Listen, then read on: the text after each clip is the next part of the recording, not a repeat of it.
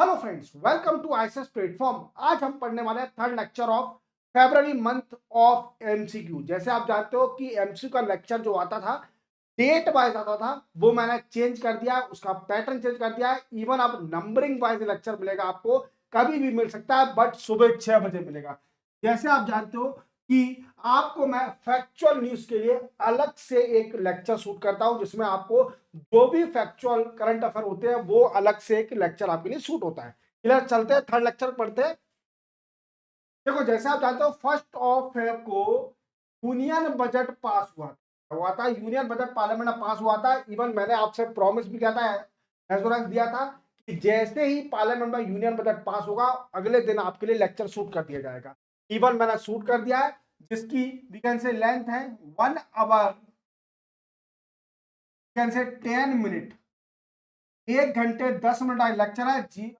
Even मैंने इसमें आपको डिटेल में समझाया है कि यूनियन बजट में क्या क्या डिसीजन लिए हैं, क्या क्या बेनिफिट मिलेगा लोगों को, इवन टैक्स में क्या क्या चेंजेस हुए हैं, वो मैंने सब बताया। देख लीजिए, लिंक आपको डिस्क्रिप्शन में मिल जाएगी।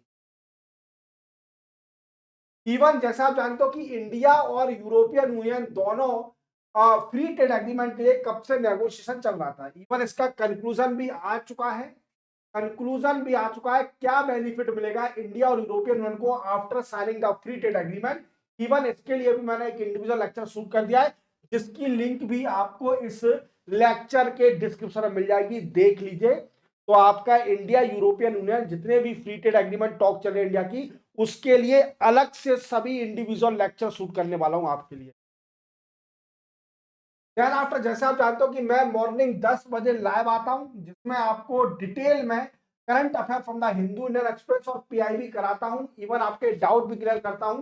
जो भी क्वेश्चन पूछोगे इवन इमीडिएटली आपको रिप्लाई दिया जाएगा। एक एक टर्मिनोलॉजी आपको सिंपल वे में समझाई जाती है। क्लियर, तो याद रखें, मैं 10 बजे सुबह मॉर्निंग में 10 बजे लाइव आता हूं, जिसमें आपको डिटेल करंट अफेयर कराता हूं फ्रॉम हिंदू इंडियन एक्सप्रेस और पीआईबी। याद रखना, तो डेली आइए 10 बजे। Plast India 2026 held in which city of India, ये पूछा कि बताइए प्लास्ट इंडिया 2026 ये कि इंडिया की किस सिटी में हो रहा है। देखो ये क्या है, ये एक एग्जीबिशन है। क्या है? एग्जीबिशन है। और ये क्या है? वर्ल्ड का सबसे बड़ा, world largest and most influencing plastic exhibition. याद रखोगे, तो ये वर्ल्ड का सबसे बड़ा, इवन सबसे ज्यादा मोस्ट इन्फ्लुएंसिंग एग्जीबिशन है, प्लास्टिक एग्जीबिशन, जो कि न्यू दिल्ली में चल रहा है, भारत मंडपम में। भारत मंडपम में, यार। और ये स्टार्ट हुआ था 5 फेब से, इवन ये चलेगा 10 फेब तक। वी कैन से 6 डे का एग्जीबिशन, 6 डे का एग्जीबिशन है, याद रखना। बट इसमें होगा क्या, तो देखो, ग्लोबल से क्या, bring together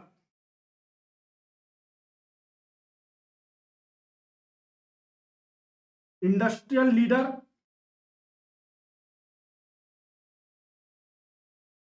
policy maker,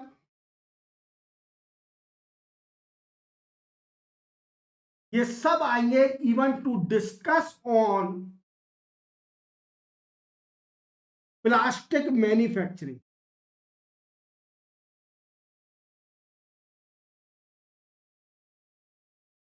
but India का इसमें क्या दिखाया जाएगा, ये इंडिया में हो रहा है, तो इसमें इंडिया की ग्रोइंग कैपेबिलिटी, किस चीज की, ग्लोबल मैन्युफैक्चरिंग, क्या दिखाया जाएगा, तो इंडिया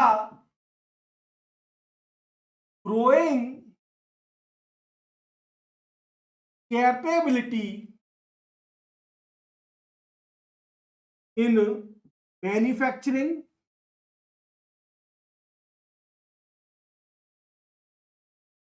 सस्टेनेबिलिटी,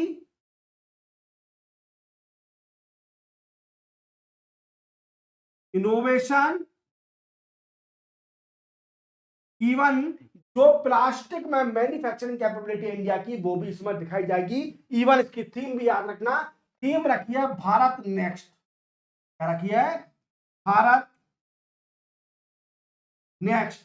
याद रखना है आपको, ये इंपॉर्टेंट है। प्लास्ट इंडिया 2026 एग्जीबिशन दिल्ली में चल रहा है, क्लियर। और 6 डे का एग्जीबिशन है, जो कि मैंने आपको डिटेल में समझा दिया है। Indian railway has launch India first LNG diesel fuel demo train in which state of India. पर ये पूछा कि बताइए, इंडियन रेलवे ने अभी इंडिया की पहली LNG diesel fuel demo train कहां पर लॉन्च करी? और ये लॉन्च करी है अहमदाबाद गुजरात में। अहमदाबाद गुजरात में इंपोर्टेंट इसलिए है क्योंकि इंडिया की पहली है, तो ये अहमदाबाद गुजरात में लॉन्च करी है, याद रखना, वेरी वेरी इंपोर्टेंट। इवन इससे होगा क्या, देखो इससे इको फ्रेंडली होगा। क्या होगा? Eco friendly. Even railway transportation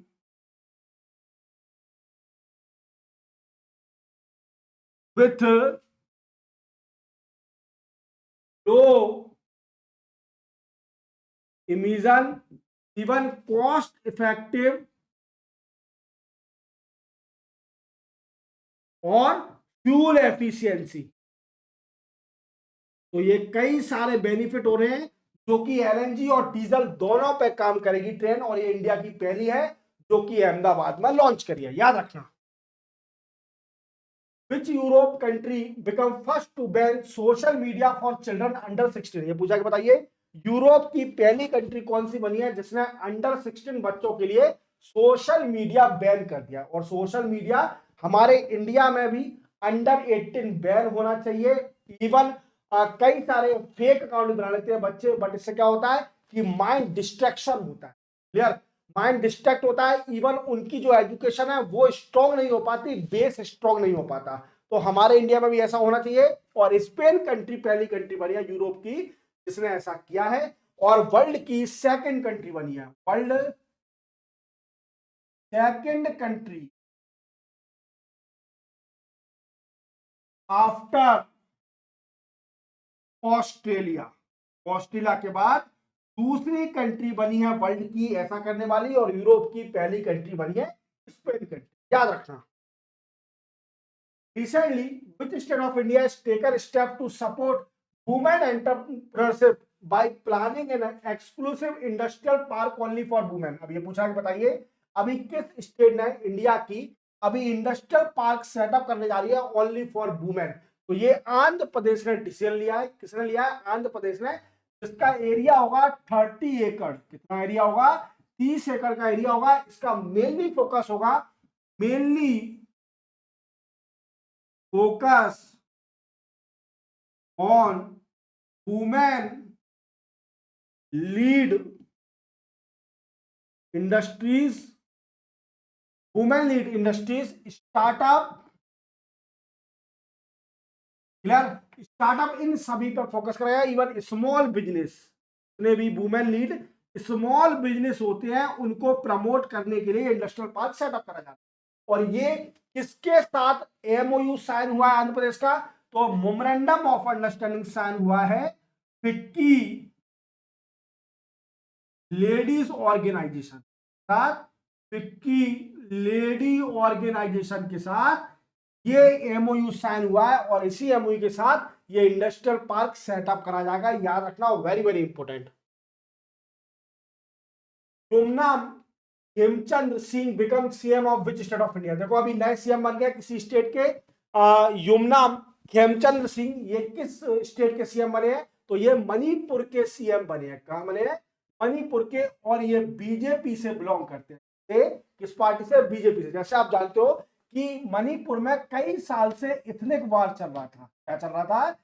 ethnic वार चल रहा था दो ट्राइब्स में, मैटी इवन कुकीजू में। यार मैटी और कुकीजू में ये इथनिक वार चल रहा था, इस वजह से प्रेसिडेंट रूल भी लग गया था। लग गया था प्रेसिडेंट, कैसे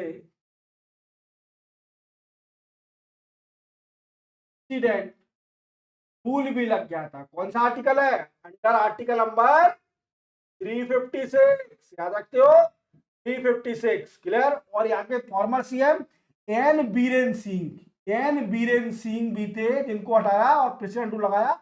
अब इसके बाद वी कैन से नए सीएम बन गए युमनाम खेमचंद्र सिंह, जो कि इतने बार पे कंट्रोल करने में पूरी पावर लगा देंगे, क्लियर, याद रखना। International Olympic committee has elected it first ever female member सोर्या अगाई हाजिगा, she belong to which country. देखो इंटरनेशनल ओलंपिक कमेटी ने अभी पहली वुमेन इलेक्ट कर दी है, इवन चूज कर ली है, जो कि सोर्या अगाई हाजिगा है, जो कि किस कंट्री से बिलोंग करती है, तो ये बिलोंग करती है ईरान कंट्री से। ये बैडमिंटन प्लेयर है, कौन है, बैडमिंटन प्लेयर, याद रखना, ईरान की बैडमिंटन प्लेयर। तो ये बड़ी बात है। अभी जैसे आप जानते हो कि वेस्टर्न कंट्री और ईरान के बीच में बिल्कुल भी रिलेशन अनसरफेस है, क्यों, क्योंकि यूरेनियम एनरिचमेंट, जो कि मैं आपको डिटेल करंट अफेयर में कई बार बता चुका हूं, क्लियर। तो क्या है, इसी वजह से तो ये बहुत बड़ी बात है कि ईरान से पहली वुमेन वीकेंड से मेंबर बनी है इंटरनेशनल ओलंपिक कमेटी में, बड़ी बात है। Which day of the वैसा world cancer day 2026, world cancer day 2026 किस दिनों में कहता है, तो वो 4 फेब को हर साल ऑब्जर्व किया जाता है, कैंसर डे। इस बार थीम भी याद रखना, cancer prevention, cancer control. Even मैंने आपको डिटेल करंट अफेयर के लेक्चर में जो कि लाइव चलता है, उसमें कैंसर पे आपको न्यूज पढ़ाई थी 4 फेब को, याद रखना। तो क्या है, थीम क्या है, united by unique, united by unique, याद रखना, very very important.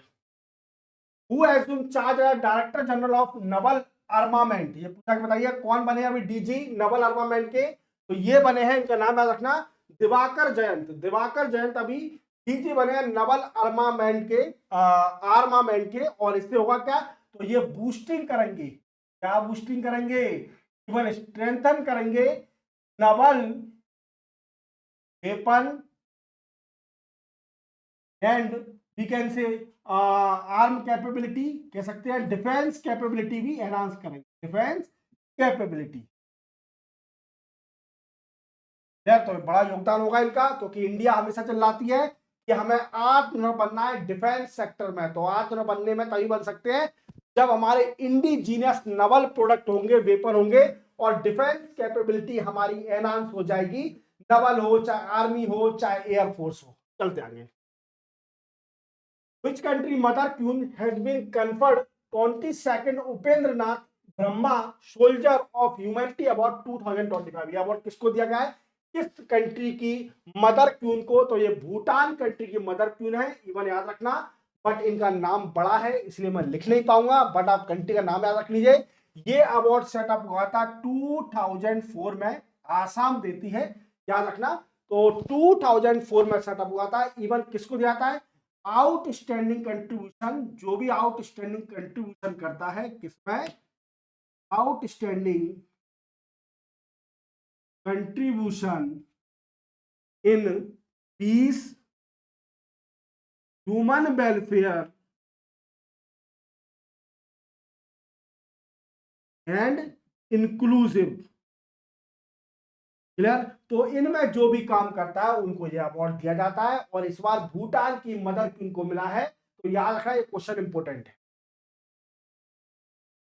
Which port of India won first prize as स्वच्छता पखवाड़ा अवार्ड 2025? स्वच्छता पखवाड़ा अवार्ड 2025 किस पोर्ट को नंबर 1 आया है, तो वो आया है वी कैन से प्रदीप परादीप पोर्ट। और ये कहां पर है, उड़ीसा स्टेट में है, कहां पर है, उड़ीसा स्टेट में। बट ये देता कौन है, तो ministry of port and shipping देती है अवार्ड। और कौन है मिनिस्टर, सर्बानंद सोनोवाल, याद रखना, वेरी वेरी इंपोर्टेंट। इवन इसी के साथ अवार्ड में क्या किया इन्होंने, तो इन्होंने बड़ा काम किया, cleaning of port, cleaning sustainability पे बड़ा काम किया, इवन कम्युनिटी पार्टिसिपेशन पे भी बड़ा काम किया।